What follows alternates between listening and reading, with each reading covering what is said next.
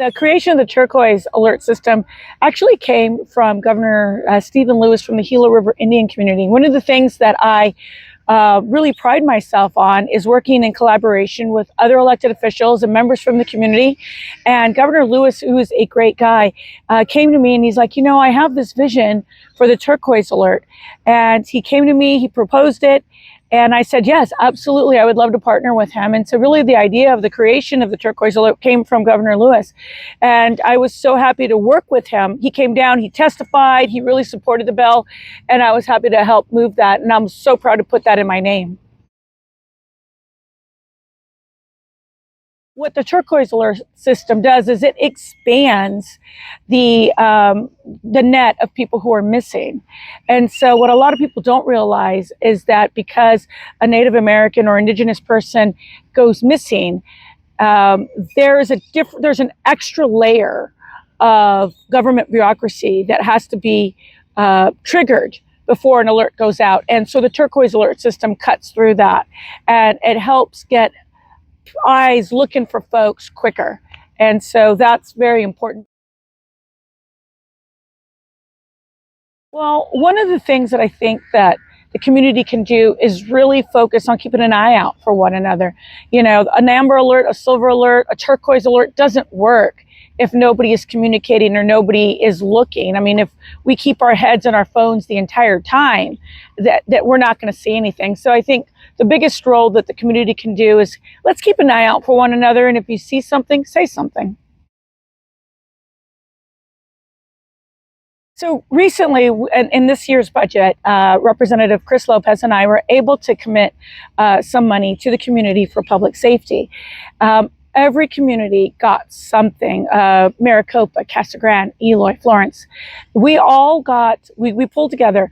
And so Maricopa Police, Casa Grande Police, all law enforcement agencies in LD 16 got a portion of about $5 million so that they could use it on their projects. For example, Maricopa wanted to use their $200,000 for off-road vehicles so that they can go and help rescue other folks who are stranded, who are doing the trails and are working. And so that's one of the things Maricopa did. Casa Grande used it for cameras. Casa Grande used it for setting up public safety and public awareness throughout the city so that if they see like a criminal, they're able to catch it quicker. And I think Coolidge did something similar. So, you know, every community did a little bit something different with their money. And we also had some money for fire. So not only did the police departments get something, but the fire departments got something as well. Casa Grande is using their portion of that money to create a helipad so that a helicopter can land right there at the new creation of the new Casa Grande Fire Department. When somebody goes missing, and I'm talking just like a regular person, as long as they report it to the police, they're done.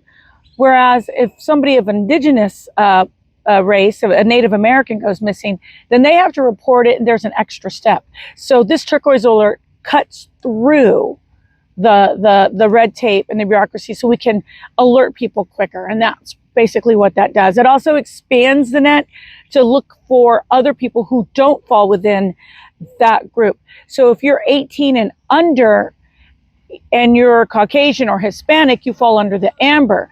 If you're 65 and older, you fall under the silver.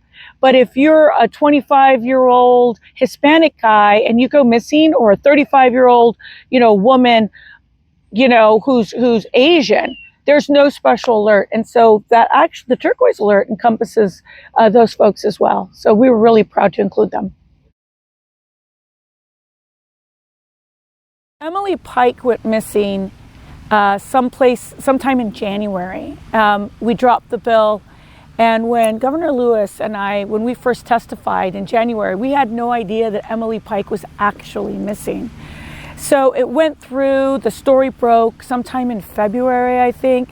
And then by the time we went over to the Senate to testify, we had realized that Emily had been missing for over a month. And while we were advocating for the bill, we didn't even know that she was missing, which really broke our hearts.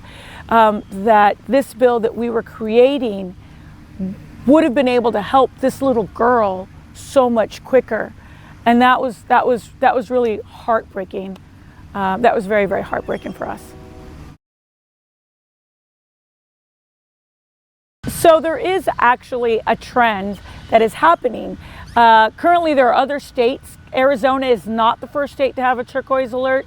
There are states like California, New Mexico, Colorado that already have a turquoise alert. And so we use that template, that model legislation, to sort of start the Arizona process. And so we're really proud to be, in the lead pack of creating the turquoise alert. I wish we were the first. We were not the first, but we are one of the few states that do it now. When a turquoise alert is issued, it's typically up to DPS. DPS has categories that they have to adhere to so that they can distinguish between an amber alert, a turquoise alert, and a silver alert. A lot of people were really, really upset as to why Emily Pike did not get an amber alert. She was under 18. Why didn't she qualify? And so what a lot of people don't understand is that there are very specific guidelines with each alert. And so DPS is the one who decides which category the alert can go out. And they will use the quickest, most fastest alert. So law enforcement actually was very supportive. They came in and they signed in official support of the turquoise alert, and then they helped us with the language. DPS was right there working with us, making sure that the bill that we created was something that they could implement and something that would be beneficial. And the tribal community was very, very happy. I think they were very, very happy because it was not a partisan issue. It was a bipartisan issue. Both the House and the Senate unanimously voted. And then that actually was able to give the governor to put it in an emergency declaration. So most bills take into effect 90 days after we sign EDINE, whereas the turquoise alert we were able to use that much, much, much sooner. And in fact, we were able to use it for the first time already for a little Hawaiian girl who went missing in Arizona, and they actually found her right away. So we were really proud of that. But that came because of the emergency clause that was passed, and it made it into effect immediately. Thank you very much, Teresa, for doing this interview with me. Of course. Thank you. And again, this is Teresa Martinez, Arizona State Representative for District 16. Thank you for having me. Bye.